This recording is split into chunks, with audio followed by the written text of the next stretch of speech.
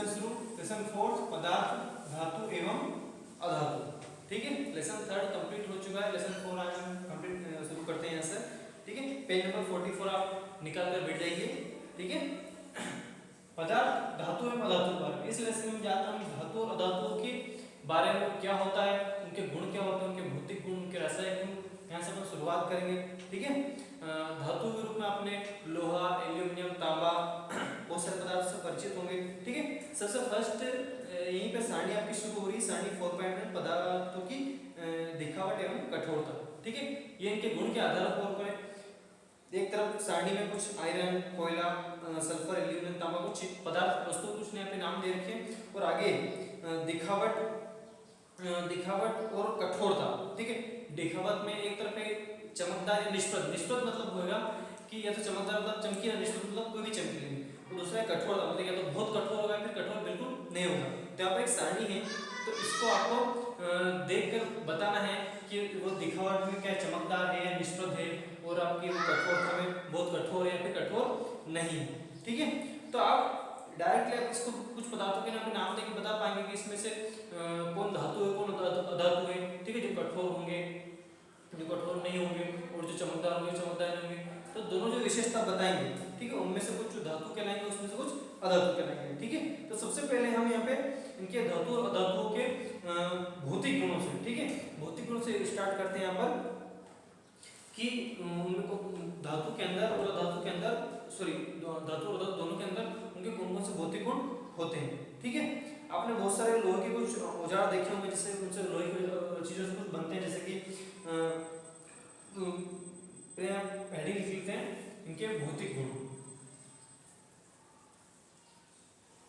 दोनों के धातु और अधातु दोनों के भौतिक गुणों पर पढ़ रहे हैं। तो भौतिक गुण में आपने लोहे के टुकड़े अर्थात लोहे से निर्मित वस्तु जैसे कि फावड़ा है, बेलचा है, ठीक है, बैलगाड़ी के पहिए हैं, उनकी रिम जो लगी होती थी, कुल्हाड़ी, इन सब बहुत सारी चीजों आपने देखा होगा। तो ये बहुत सारी जो चीजें बनाई जाती है कि क्या करता है, इनको पीट के बनाया जाता है। ठीक है, इनको पीट कर बनाया जाता है, तो पीटने पर क्या होता है, इनमें आकार में परिवर्तन हो जाता है। ठीक है, यहीं से एक क्रियाकलाप है। तो यहाँ से आप समझ जाएंगे किस प्रकार से यहाँ इनका सबसे पहले जो भौतिक गुण स्टार्ट होता है यहाँ पे इनकी कठोरता, उनकी यहाँ दिखावट अपने को देखने को मिलती है। तो सबसे पहले यहाँ पे क्रियाकलाप है, इस क्रियाकलाप में अपने को 4 चीजें लेनी है। एक लोहे की कील,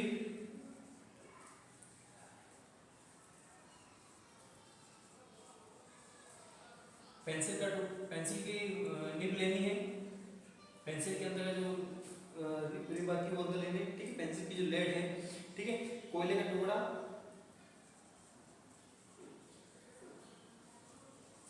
कोयले का टुकड़ा और एल्यूमिनियम का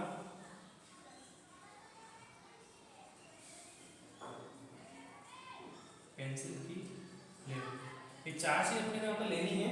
ठीक है, अब क्या करना है, एक हथौड़ा लेना है और हथौड़े से इन 4 चीजों को पीट कर देखना है, उनके ऊपर हथौड़ा मारना है। जैसे लोहे की कील के ऊपर मारेंगे अपन, पेंसिल की जो लीड जो बीच के अंदर जो पॉइंट होता है वो वाला, और कोयले का टुकड़ा है और एल्यूमिनियम का तार, इन 4 चीजों को अपन हथौड़े से पीट कर देंगे तो अपने को पता पड़ेगा कि इसमें जो लोहे की कील है और एल्यूमिनियम का जो तार है, उसको अगर अपन दबाएंगे तो कुछ जहां तक कुछ ज्यादा जोर लगाएंगे तब जाके क्या होगा, तो थोड़े चपटे हो जाएंगे, फिर चपटे आगे में प्रेजेंट। पर अगर अपन पेंसिल के लेड को कोयले के टुकड़े को ऊपर से ठोकेंगे तो ये बिल्कुल बारीक टुकड़ों में परिवर्तित हो जाएंगे। ठीक है, तो यहाँ पर सारणी दे रखी है, सारणी 4.2, इसको अपन भर सकते हैं कि लोहे की कील है, कोयले का टुकड़ा है, एल्यूमिनियम का तार और पेंसिल की लीड है।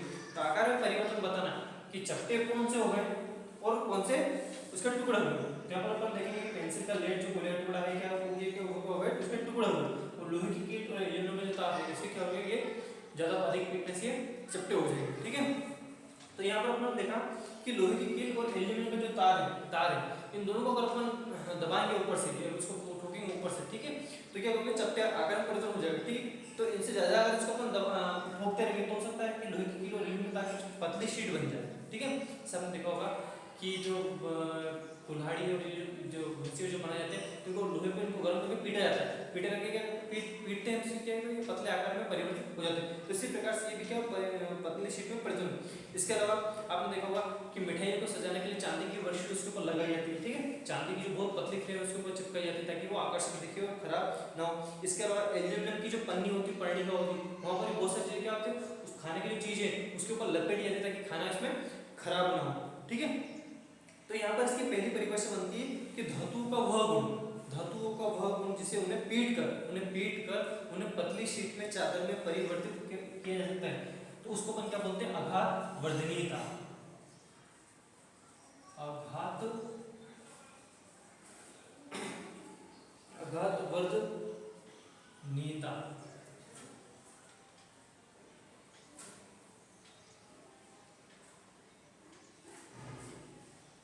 आघात वर्धनीयता, ये इसका भौतिक में सबसे पहला गुण इसकी परिभाषा है कि ऐसे पदार्थ जिनको पीट कर पतली चादर और पतले पार्ट में इनको परिवर्तित किया सकता है, ऐसे पदार्थ को अपन उसके कौन सा गुण कहलाएंगे, इसका आघात वर्धनीयता का गुण कहलाएगा। ठीक है, भौतिक गुण में सबसे पहला इसका ये आघात वर्धनीयता वाला गुण होता है। ठीक है, तो सबसे पहले इसका विलाक्षणिक गुण है। ठीक है, इसके अलावा जैसे अपने पेंसिल और कोयले के जो टुकड़े उसको करके देखा, तो उसमें क्या हुआ, ये जब इनको पीटा गया तो ये क्या हुआ, पतले टुकड़ों में परिवर्तन, ये बिल्कुल चिकना चूर हुए। ठीक है, अब आपने ये देखा होगा कि बिना प्लास्टिक के लकड़ी के हत्थे वाले गर्म धातु को अपन कभी टच करके देखा होगा अपने घर में। अपन बहुत सारी चीजें जैसे रोटी बनाते हैं, कुकर का जो हत्था होता है, ठीक है, कढ़ाई की जो पकड़ने की हैंडल होता है, तो वहाँ पर आपने देखा होगा कि जैसे एक तवा भी होता है जिस पर रोटी बनाते हैं, वो भी उसका हैंडल जो लगा होता है उसको लकड़ी लगी होती है। कुकर का जो हत्था होता है उसको भी क्या होता है, प्लास्टिक का या मेलेमेंट का, जो आपने पिछले लेसन में पढ़ा था, उसका हत्था लगा होता है। तो आप देखेंगे इसमें प्रयास होगा कि जब भी अगर हम इसको यूज करेंगे तो डायरेक्टली इसके हत्थे को डायरेक्टली अपन यूज नहीं कर सकते, डायरेक्ट गर्म हिस्सा नहीं पकड़ सकते, गर्म हिस्सा पकड़ेंगे तो हाथ अपना गर्म हो जाएगा। तो वो क्या है, धातु जो होती है ऊष्मा की क्या होती है, सुचालक होती है। ठीक है, धातु जो होती है वो ऊष्मा की क्या होती है, सुचालक होती है, ऊष्मा और विद्युत दोनों की। ठीक है, तो इससे यहाँ पे देखो गुण सामने आता है। ठीक है, आपने ये भी देखा होगा कि गर्म जब वस्तु को पकड़ा जाता है तो उनको किसी या तो कपड़े से या फिर लकड़ी के माध्यम से या फिर प्लास्टिक के माध्यम से पकड़ा जाएगा। ठीक है, विद्युत कर्मी जो भी काम करते हैं वो भी किसी पेचकश के माध्यम से करते हैं, तो पेचकश के ऊपर आपने देखा होगा ऊपर जो उसका ऊपर जो उसका हत्था होता है वो किसका बना होता है, प्लास्टिक का बना होता है। यहाँ पर एक और क्रियाकलाप सामने आ रहा है। ठीक है, क्रियाकलाप 4.2 जो आपने 6th क्लास में किया भी होगा। ठीक है, कुछ याद आ पाएगा कि विद्युत का प्रवाह किस प्रकार से होता है। तो यहाँ पे विद्युत प्रवाह करने की यहाँ पे प्रक्रिया बताइए। विद्युत परिपथ बना हुआ जिसमें सेल लगा हुआ है, सेल से इसको तार से जोड़ के एक बल्ब जुड़ा हुआ है और बल्ब से एक वायर जो लेकर और सेल का जो वायर मिक्स होकर वहाँ पे क्या हुआ है, एक वहाँ पर कील रखी हुई। ठीक है, तो ये क्रियाकलाप अपने को उस कील की जगह पर 2-3 चीजें और रख के देखना है, तो आपको पता पड़ेगा कि यहाँ पर धातु जो है कौन कौन से सुचालक है, कौन सी कुचालक है। तो यहाँ पर 4 चीजें रखी है, लोहे की छड़ दे रखी है, लोहे की दे सकते हैं, गंधक दे रखा है, कोयला दे रखा है और तांबे का तार दे रखा है। 4 चीजें यहाँ पे दे रखी है और आगे इसमें लिखा हुआ है सुचालक या कुचालक। ठीक है, यहाँ पे सुचालक और कुचालक दे रखा है। तो सुचालक मतलब अगर उसके वहां पर उसको विद्युत परिपथ के जोड़ने से अगर उसका बल्ब जल जाता है तो ये क्या हो जाएगा, वो सुचालक कहलाएगा। तो उसको जोड़ने से अगर विद्युत परिपथ नहीं जलता तो वो क्या कहलाएगा, कुचालक कहलाएगा। तो यहाँ पर लोहे की छड़ अगर से अपन जोड़ेंगे तो ये क्रियाकलाप करके भी देख सकते हैं, मैं आपको समझा देता हूँ। इस क्रियाकलाप को भरपूर करके देख सकते हैं। ठीक है, इसमें कोई बड़ी भारी बात नहीं, एक सेल से आप एक छोटा सा बल्ब जो बैटरी में लगा हो तो बल्ब को जोड़कर देख सकते हैं। ठीक है, लोहे कैसे जोड़ेंगे तो आपको पता है कि धातु जो उसके सुचालक है उसमें बल्ब जल जाएगा। गंधक को जो कोयला है क्योंकि ये क्या होगा, ये अधातु। ठीक है, अभी अपन सारणी 4.2 क्रियाकलाप 4.1 में निश्चित कर सकते हैं ये अधातु।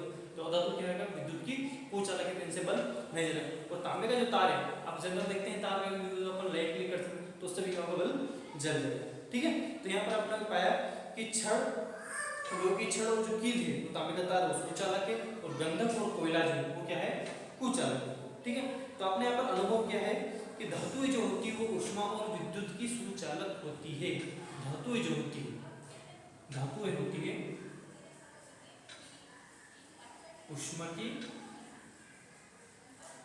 ऊष्मा और विद्युत की सुचालक।